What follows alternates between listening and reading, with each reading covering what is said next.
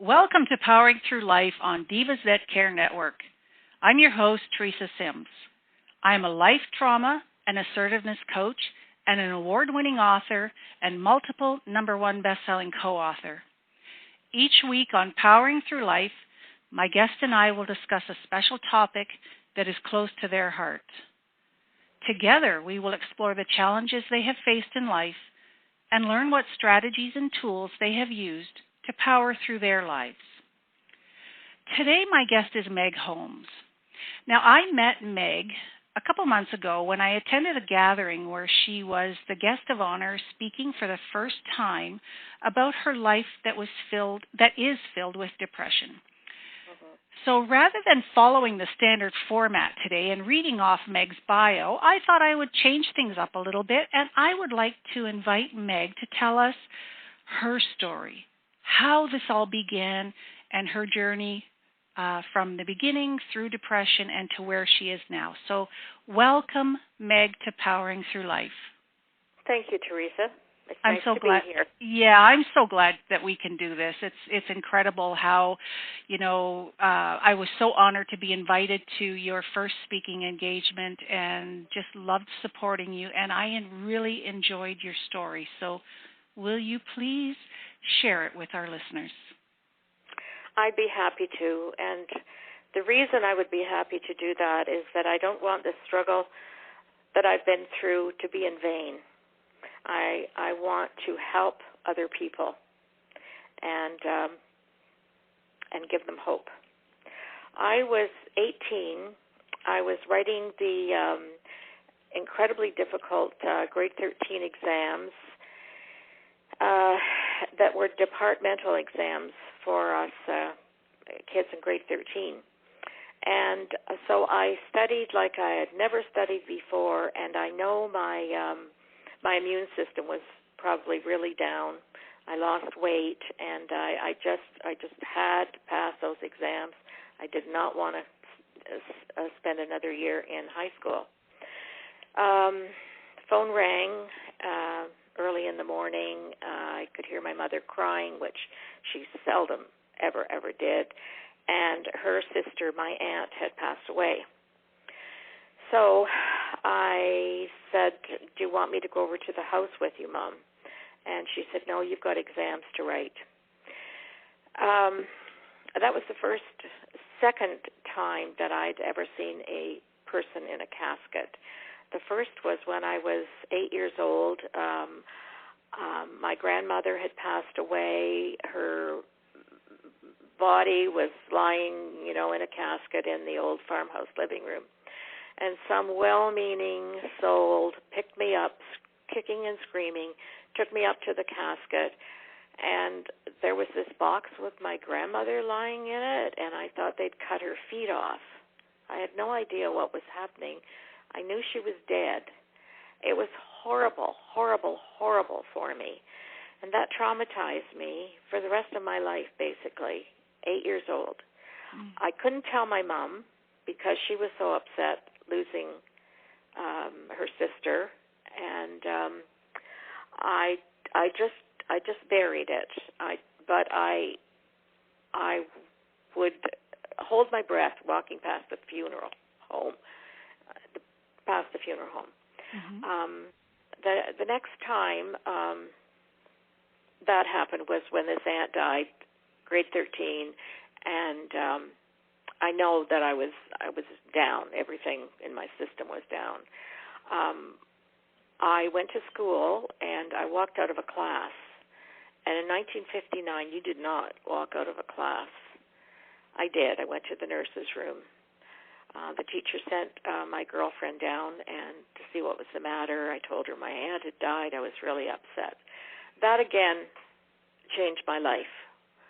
And that, again, I kept that close to me. It was so traumatic. So, go ahead, Teresa. Well, I can imagine that, at that time, people didn't really discuss death. They didn't share. They just assumed that everyone knew how to handle it. But I don't think at the same time they were able to deal with it either, let alone trying to help a child understand what was going on, right? No one explained much to me at all. Right. So that was the start of it, and then in my 20s, it reared its ugly head again, and as a newlywed, it was just awful. And I was an elementary school teacher, and my principal, who was a very upright, proper gentleman, not anybody warm and fuzzy, said to me one day, I think I had walked out of my classroom where I was teaching. I didn't know it, but I think that's what happened. And he said, I think you need to see a psychiatrist. So you could have blown me away. I mean, yeah. Me? Why would I see a psychiatrist? But he recognized depression in me because his wife battled it. Oh. And I'm so grateful that he had the ability to alert me to that. And years later, I met him again, and he said, "How are you doing?" And I said, "It's still a struggle." Mm-hmm. So under the heading of depression comes all of these things which I've had: hypochondria. If I read about a disease, I had it. In fact, one day, and this is how it goes, I called the psychiatrist I was seeing. I called his home because I read that if you took a certain antidepressant and went out in the sun, you could get covered with green spots. Oh my goodness! Ludicrous, right? Yeah. But I believed that was possible. So that's how intense things get. I suffer from frightening thoughts that I would hurt somebody, that I would harm somebody, that I would scream and start shouting and yelling and cursing in church. Oh my goodness. That was horrible. Mm-hmm. I had deep sadness, times where I just took to my bed and nothing and no one could get me out of there. Sleeping pills to help me sleep. My husband tried the best he could to comfort me. But so go on, Meg, and continue with your story about what happened with your life journey. Well, as a young mom, it was very, very difficult to get through the awful fear, the awful days, the awful nights, to get through the day.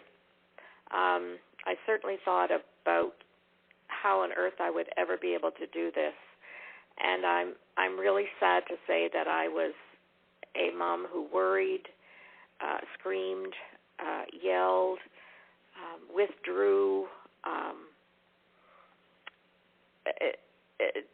It's just a terrible thing to be that, because most of us want to be really, really good moms. We don't want to fail at that. That's true. However, we have such an idea of what motherhood should be, and we so deep in our hearts want to do that for our children and be that for our children. But, sometimes life just happens, and we don't understand why, right? Well, as people know, mental illness can't be seen on the outside. Mm-hmm. So had I been with a broken leg or broken back, I had a broken mind. But people can't see that. And I am so pleased to think that Prince Harry opened the door on depression and mourning and grief. I think he has just set the world on fire with that proclamation. Mm-hmm. I would agree. He's such a positive role example, and that is wonderful. Agoraphobia is what is plaguing me these days. Sometimes I can't go for a walk by myself. Sometimes I can't get to the grocery store or the drugstore. Those are my two main phobia, fear things, and it's maddening and frustrating. And if I really, really need groceries, the tension just heightens. Mm-hmm.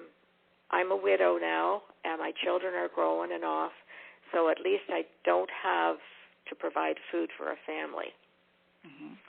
But often my fridge goes empty. I can get a friend to go with me, and if that friend, I did have a wonderful friend, still have her, but at that point I explained this story to her, and she came in the store with me. She shopped around, not with me, but I could see her over in the other aisles, and she'd stay there for about, at the beginning she stayed there the whole time. We took our buggies out at the same time to put in the groceries in the car. But after a while, she just came in the door, shopped for 2 or 3 things. I was okay, and then she left. And then she started sitting in the parking lot for a few minutes, letting me get in the store, get the cart, and I did it. Good. Friends are wonderful, and I'm beyond covering up, telling stories. I simply say I have anxiety and depression. Will you help me? That's fantastic. That's a huge, huge, huge step for those of you who suffer from it, right? Oh, absolutely. And, it's so difficult for those of us of a different generation to actually speak out and ask for help. But, there is nothing wrong with doing that because there's always someone there that is willing to give and to help. And that's right. So happy for you that you spoke out. I used to cover up and make excuses to why I couldn't go. Sometimes I'd be showered, hair combed, makeup on, dressed, and be sobbing on the telephone to my friends saying, I can't get there, I can't come, I can't do it. Mm-hmm. And it was hard for them because they didn't know what was the matter with me. Right. But that's under the heading of depression, and it's so fear-based. Mm-hmm. So were they panic attacks that you had, Meg? Oh, panic attacks. Oh, man. They were paralyzing. Heart thumping, can't swallow, terrified, can't move your legs, can't walk. You're just paralyzed is the word. Right. But I had a book it was my guidebook. It was called Hope and Help for Your Nerves, and it's kind of tattered now. And it was by a doctor. I don't want to say the last name, and it was published a long time ago. But it talked about all of those things. Nowadays, people, you have the Internet with so much information, so much reinforcement. Last year I started doing meditations. Someone told me about the name Louise Hay, mm-hmm. and she just passed away at, I think she was 100, and she'd been traumatized terribly as a child, but she wanted to help other people.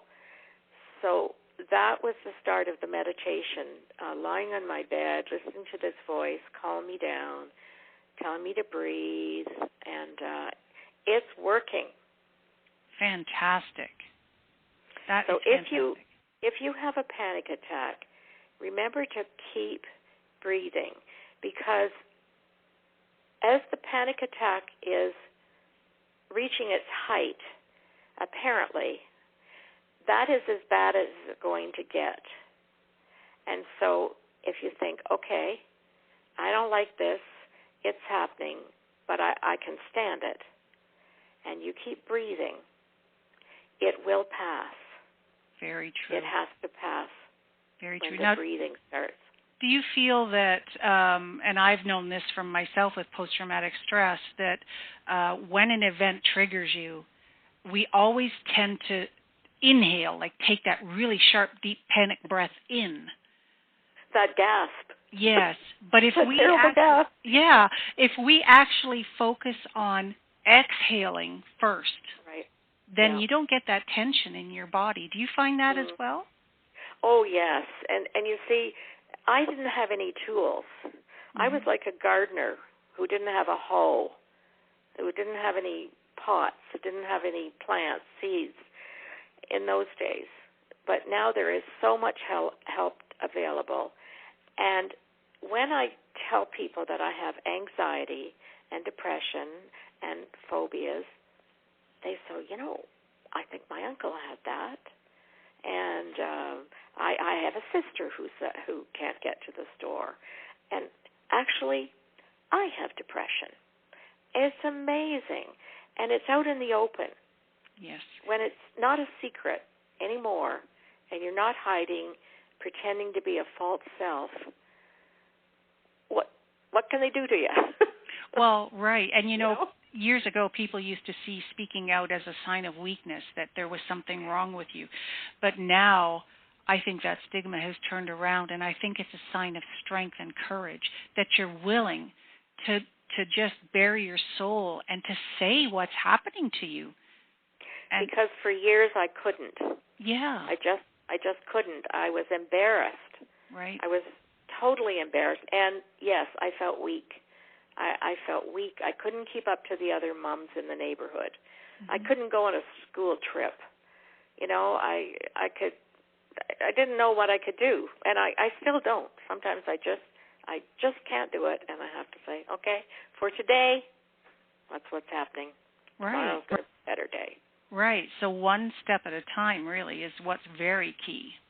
Like so much of life. Yeah. So how did your family react to what was happening in your life?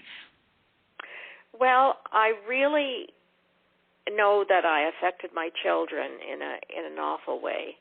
And I think had my husband had the tools, had I had the knowledge and the tools, we could have sat the kids down and said, Mommy has this thing called depression, and it makes her kind of sad.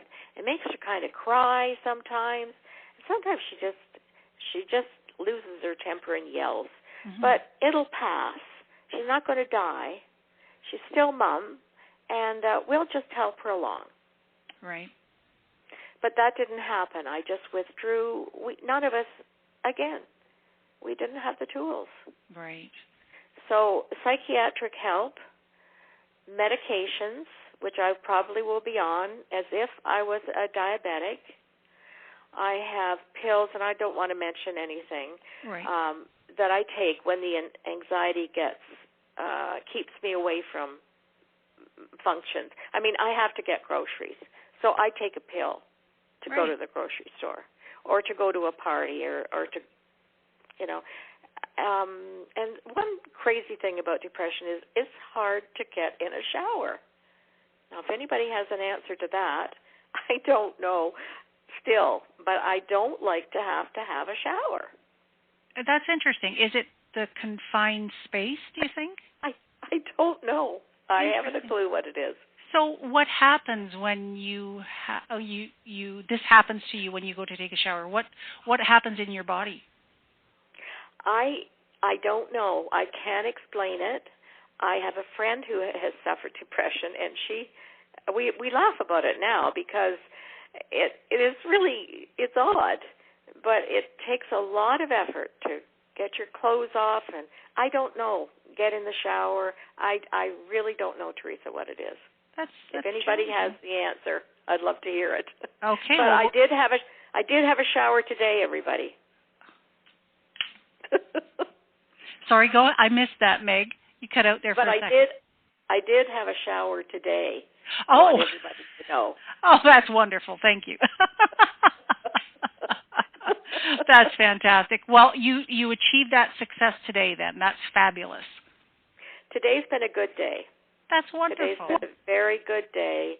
And tomorrow, I remember my mom had a scrap of paper, and it was stabbed through into the wood on the medicine cabinet. So you saw it every time you brushed your teeth or washed your face. And it was stabbed into the wood with a hat pin with a big round black dome on it. Oh. And it wasn't my mother's writing. Somebody gave it to her. But what it said is, today is the tomorrow we worried about yesterday, and all is well. Oh, that's fantastic.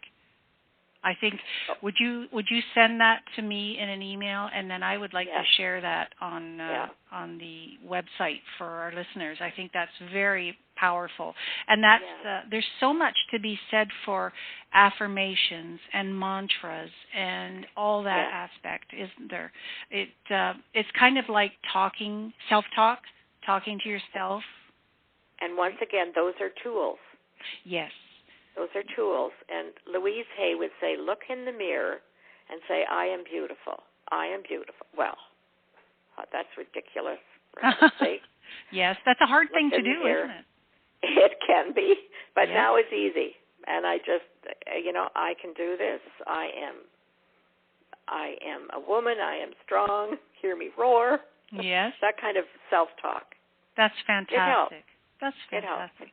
That's wonderful. So, Meg, tell us why you are so passionate about breaking your silence now at this point in your life. What's the driving force? My daughter suffered from depression. She thinks it went back to about 5 years old. Her dad, my husband, had a heart attack. The children were 4 and 7 and 10, and he was 35. Mm-hmm. That was a traumatic event in our lives, and Sarah can remember feeling sad. She talked about a pit in her tummy. Mm-hmm. So that went on. She had to be hospitalized at the Homewood. Then she called me one day. She lived in Toronto. She had her master's of social work. She had suffered chronic fatigue in high school, but she called me and said, Mom, can you come? And she was getting, I think, top care and in Mount Sinai Hospital. And that's really tough to go through that. Mm-hmm. And she kept saying she didn't want to live. So we had a warning. We pretty sure it was going to happen, and she took her life. Oh, my goodness. She was 37 years old, as I say, all that studying for her master's, and she said, one day in the hospital, she said, Mom, talk about depression. So, Sarah, this is for you and me and millions of other people who have suffered with this disease or illness or generation curse, whatever you want to call it. Right, and that's a beautiful tribute to your daughter. Thank you. That's incredible, and I'm sure she is watching down on you and smiling at this moment. I think so. Absolutely. I know so. Now, you mentioned when I met you that there was something significant that you found in your house under your chair. Oh, the night that I gave the speech. Yes. Yes. After my husband passed away, I started to find hearts. The first one I found was in my little side garden in the cottage that we had just bought 3 months before Wayne died. And it was a small rock, but it was definitely a heart. And since then, I have had hearts galore. And so I know Wayne is with me. Oh. One day it was Valentine's Day. I can't make these stories up, and I was frying up hamburgers for myself. And I flipped them brown and salted and peppered and did all that. And I looked down, and there was a perfectly shaped heart made of hamburger. Oh, that's incredible. On Valentine's Day. That's a message if I ever heard one. So all kinds of hearts have, paving, new pavement. When my girlfriend was dying of cancer, a piece of cake, 4 or 5 layered cake, and I ate it. My friend went out of the room to get something to show me. She came back in, and I gasped, and there was the perfect miniature heart of leftover cake. Oh my goodness. Like somebody had perfectly carved it. And I said, see, I told you Wayne leaves me hearts. That's beautiful. So Sarah, I don't seem to get much from her.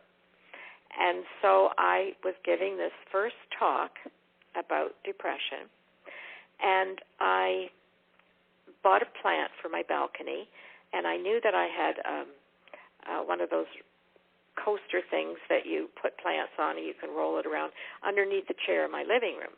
Mm-hmm. So the afternoon before I gave this speech, I reached in and something was under there, but it wasn't that plant thing. And I pulled out, and it was a rectangular plate that Sarah had in her apartment. And I pulled it out, and I thought, Sarah, you're talking to me. And it was like, wink, wink, Mom, I know what you're up to. That's fantastic. Oh, my goodness. You know, I definitely believe in divine intervention, and I think your daughter and your husband are going to be with you always in so many ways. And my faith in God has carried me through. That has been a very strong determining factor in this battle. I think it's, you know, very key that we have a faith or a belief or just something. Yeah, absolutely. And to each person that's represented totally different, isn't it? And I understand that, but for me it's God. Yes. And it works for me. That's great. So what have you learned throughout this journey, Meg? What are the key things that you would say are really valuable tools for you and for anyone listening that can help with depression? Oh, dear. I think I've talked about them. You know, last year, the meditation, that was a new tool that I'd heard about meditation, but that was sort of John Lennon and the Beatles and that kind of thing. Right. But when I tried it, it really, really worked. And I can really be relieved of a lot of stress by doing my meditation. Sometimes I can fall asleep. So that I'm still learning new things. So did you have luck with the I'm first not one? cured. No, Pardon? no. Did you have luck with the first meditation that you tried? The first? Well, I didn't. My mind kept wandering. I could hear Louise Hay's voice, but then I was thinking about, you know, what to get for dinner, and maybe I should get a new blouse, and maybe I go have a glass of wine with a friend, and she's still talking. Okay, and then maybe I should get the car cleaned, and you know that it takes a while. So you can't do it twice and say nope, didn't work for me. No, you've got to keep your mind open. You've got to try these things. Right. Not everything that you try will work, but it did with me, and this is my story. That's why I'm telling you. Right. That's perfect. And, you know, anything that's worthwhile does take practice. And, you know, you have to keep trying because it's so worth it, isn't it? Yes, and I've learned to be gentler with myself. I have been told that I'm pretty hard on myself. I expect a lot of me, and that's not always possible. So I've tried to be a little less,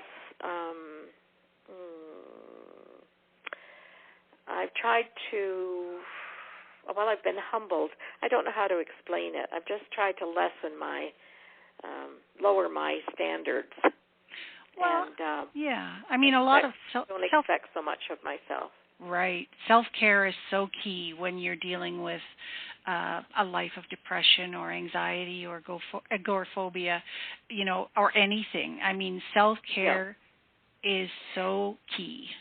It really is, and I don't like to fuss with myself, or you know, but I'm trying to be gentle with me. Now, do you do any yoga or exercise or any activity that keeps your mind occupied and active? Or that really helped. That really, really helped. I did aerobics for years and years and years, and but that has fallen off, and that is truly what is lacking in my life. I don't exercise. I don't walk. I don't do it, and I've got to really get out there and do it. Okay, I think I'll hold you to that one. Okay. I'm going to hold you accountable. Okay. All right. Is there anything, Meg, that you would like to leave our listeners with? Just one, a statement, or what would you like to say? Don't give up. That's fantastic. Why do you feel that's so key? Because depression can drain you of all hope. And without that hope, without that trying to survive,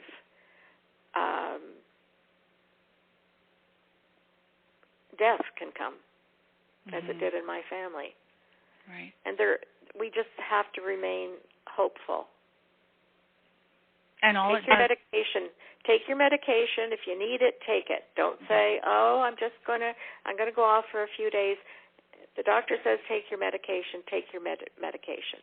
Do what you're told. Right.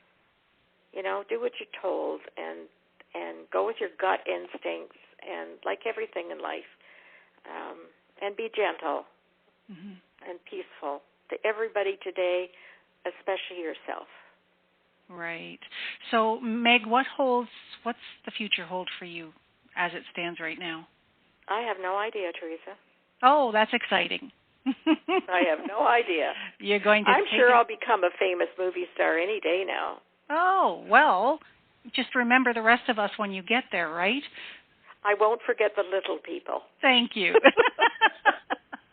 Meg, I so want to thank you for sharing your story today. I think you are on the right path, and, all it does take is one action of reaching out and saying, please, I need help, or sharing like you're doing, sharing your story and saying, you know what, it's okay.